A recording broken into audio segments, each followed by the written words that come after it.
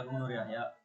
Di sini kita akan menjelaskan tentang simulasi osiloskop digital dan fungsi-fungsi osiloskop.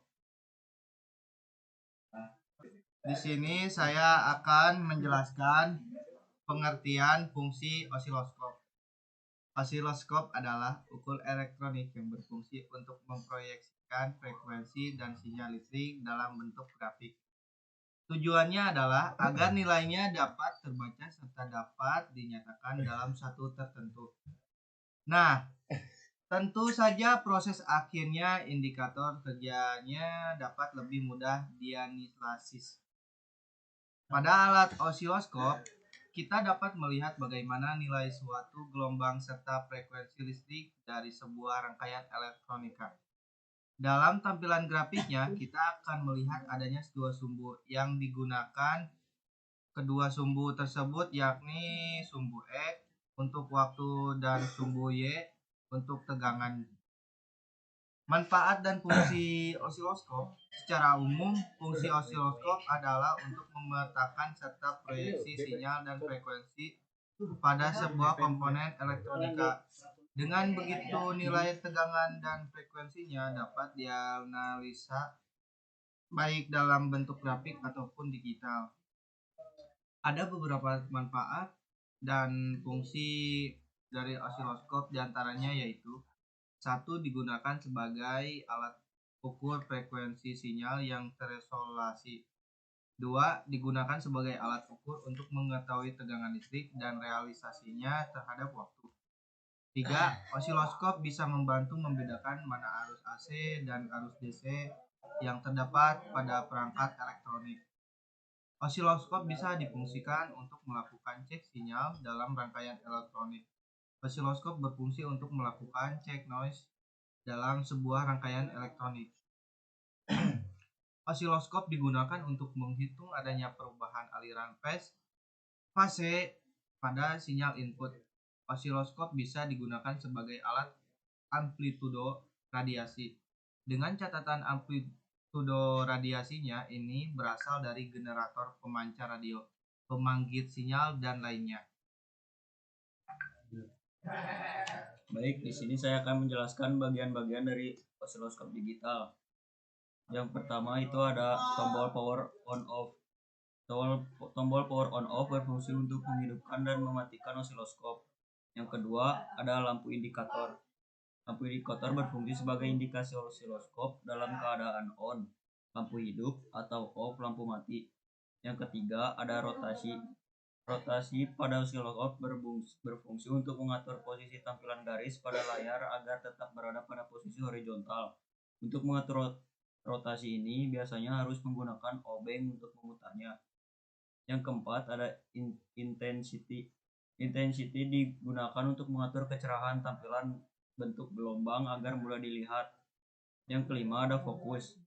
Fokus digunakan untuk mengatur penampilan berbentuk gelombang sehingga tidak kabur.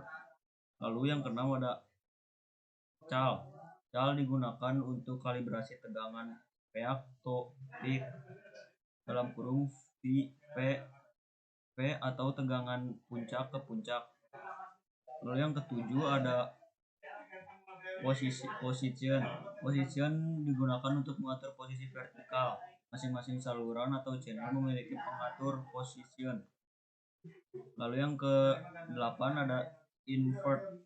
Saat tombol invert ditekan, sinyal input yang bersangkutan akan dibalikan. Yang ke-9 ada saklar. Saklar yang digunakan untuk memilih besarnya tegangan per cm volt atau div pada layar osiloskop.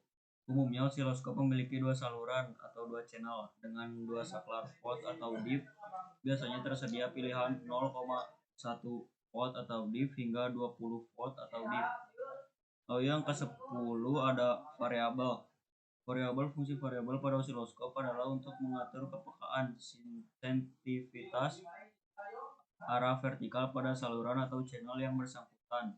Putaran maksimum variabel adalah cal yang berfungsi untuk melakukan kalibrasi tegangan 1 volt tepat pada 1 cm layar osiloskop. Lalu yang ke-11 ini ada AC/DC.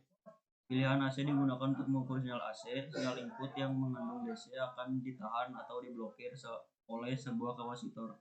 Sedangkan pada pilihan posisi DC, maka input terminal akan terhubung langsung dengan penguat dan yang ada di dalam osiloskop dan seluruh sinyal input akan ditampilkan pada layar osiloskop. Lalu yang ke-12 ada GND. Jika tombol GND diaktifkan, maka terminal input akan terbuka. Input yang bersumber dari penguatan internal osiloskop akan ditanahkan atau ground. Yang ke-13 ada vertical input CH1 sebagai vertical input untuk saluran 1 atau channel 1. Lalu yang ke-14 ada vertical input CH2 sebagai vertical input untuk saluran 2 atau channel 2. Lalu yang ke-15 ada saklar mode. Saklar mode pada umumnya terdiri dari 4 pilihan, yaitu CH1, CH2, dual, dan end. Channel CH1 untuk tampilan bentuk gelombang saluran 1 atau channel 1, CH2 untuk tampilan bentuk gelombang saluran 2 atau channel 2, dual untuk menampilkan bentuk gelombang saluran 1 atau CH1 dan saluran 2 CH2 secara bersamaan. ADD untuk menjumlahkan kedua masukan saluran atau saluran secara aljabar. Hasil penjumlahan akan menjadi satu gambar bentuk gelombang pada layar. Lalu yang ke-16 ada X10 mag untuk pembesaran atau magnification frekuensi hingga 10 kali lipat. Lalu yang ke-17 ada position untuk penyetelan tampilan kiri kanan pada layar.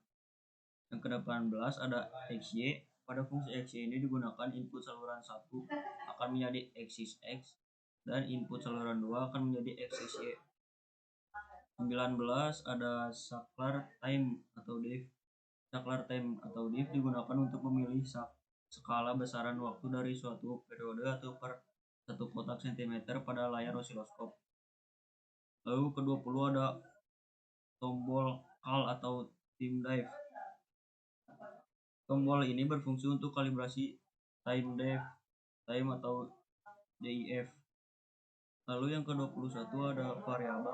Fungsi variabel pada bagian horizontal adalah untuk mengatur kepekaan atau sensitivitas time atau dive. Lalu yang ke-22 ada GND. GND merupakan konektor yang dihubungkan ke ground atau tanah. Yang ke-23 ada tombol chop atau ALT. Chop adalah menggunakan potongan dari saluran 1 dan saluran 2. ALT atau alternate adalah menggunakan saluran 1 dan saluran 2 secara bergantian. Lalu ada hold off untuk mendiamkan gambar pada layar osiloskop. Yang ke-25 ada level atau trigger level digunakan untuk mengatur gambar yang diperoleh menjadi diam atau tidak bergerak. Yang ke-26 ada tombol norm atau auto, lalu ada tombol lock, lalu saklar atau kopling. Nah, saklar atau kopling menunjukkan hubungan dengan sinyal searah DC atau bolak-balik AC. Lalu ada saklar source untuk menyesuaikan pemilihan sinyal. Lalu ada trigger ALT, lalu slope, dan yang ketiga ada EXT. Yang ini ada EXT. Penampilan pada layar display ada layar osiloskop, lalu trace garis yang digambarkan oleh osiloskop yang mewakili sinyal. Ketiga ada garis grid atau horizontal, lalu ada garis grid vertikal dan garis tengah horizontal dan vertikal. Sekian dari saya penjelasan tentang bagian-bagian osiloskop digital. Oke, baik, di sini saya akan mensimulasikan oscillator Hartley. Nah, di sini ada BG-nya, ada LPG dan DC generator, ada 2 DC generator sama 2 DC LPGS. Oke, yang pertama kita nyalakan powernya dulu. Nah, di sini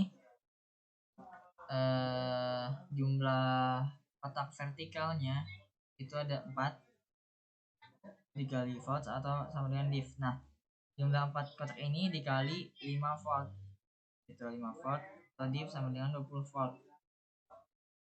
Nah, untuk tegangan maksimalnya 0,5 dikali PVV jumlah ininya, jadi 0,5 dikali 20 sama dengan 10 volt itu. Nah, untuk tegangannya 2 dikali 5 milisekon sama dengan 10 milisekon, dan untuk frekuensinya 1 per 1 sama dengan 1 per 10 sama dengan 0 per 1. Mungkin Sekian dari kami. Assalamualaikum warahmatullahi wabarakatuh.